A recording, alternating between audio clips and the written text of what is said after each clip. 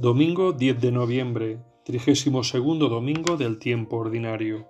Lectura del Evangelio de Marcos. En aquel tiempo enseñaba Jesús a la multitud y le decía: «Cuidado con los escribas, les encanta pasearse con amplios ropajes y recibir reverencias en las calles.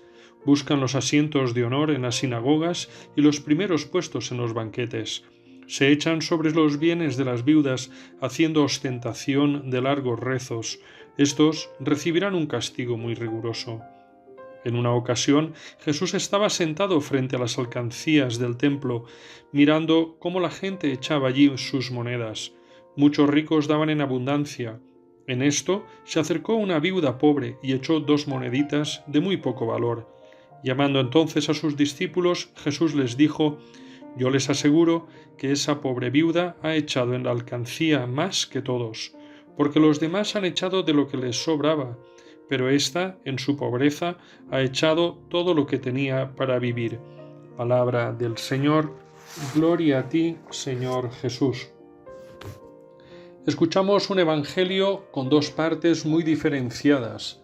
La primera, todavía en conexión con la del domingo pasado, sobre la declaración del mandamiento más importante, o mejor, los 2 mandamientos más importantes.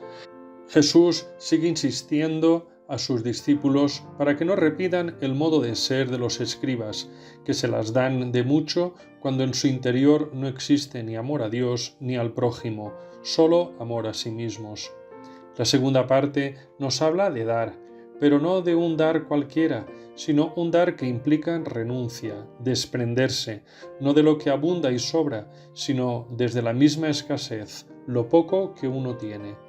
Observamos esa mirada de Jesús que no se queda en lo superfluo, en las apariencias, y que no ve solo lo que las cosas parecen, sino lo que las cosas son y significan. Jesús observa cómo hay quienes van pasando a depositar su ofrenda para el tesoro del templo, con el fin de llamar la atención y de que los demás vean lo que uno tiene, pues intentaban que hicieran ruido las monedas al caer, y cuanto más, mejor. Así atraían la atención de la gente y podían ver lo generosos que eran con el templo. Tan lejos en el tiempo y tan cerca en los criterios que seguimos manejando, criterios mercantilistas y economicistas, basados en la cantidad, en inversión, ganancia, costo-beneficio, economía de escala o en el aparentar, y no solo para los negocios, sino también para lo religioso. A partir de esta imagen, Jesús instruye a sus discípulos y en definitiva nos alecciona a todos nosotros hoy. Esa viuda que a duras penas sobrevive y es objeto de la caridad y del recibir, a pesar de todo se pone en la fila para dar, no desde lo que le sobra, sino todo cuanto tenía para vivir. Y seguro sin intención alguna de aparentar, más bien al contrario, lo haría con cierto disimulo y vergüenza para que nadie se diera cuenta ni viera la cantidad que depositaba. Jesús aprovecha esta situación tan real como la vida misma para leccionar a sus discípulos y a nosotros lo que importa en el donativo, en lo que se da en cualquier orden de la vida y no solo en la alcancía del templo, no es la cantidad de lo que se da, sino el valor que eso tiene para la persona que lo da. Para los de los mejores puestos de los banquetes que daban en abundancia, lo que daban no significaba nada, porque daban de lo que les sobraba.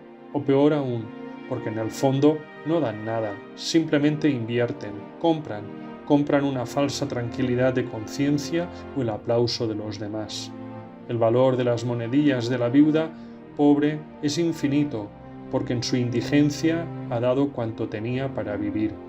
Pobre en dinero, pero rica en confianza en Dios y en generosidad con los hermanos. No es la cantidad, para nada. El reino de Dios no se construye de cantidades, sino de calidades. Calidad humana, genuina generosidad y compartir hasta de las propias carencias, de entregar lo que realmente nos importa, para nada de lo superfluo ni de lo sobrante. Señor, dame un corazón como el de la viuda, para que no solo dé, sino que me dé, y no de lo sobrante, sino todo mi ser. Amén.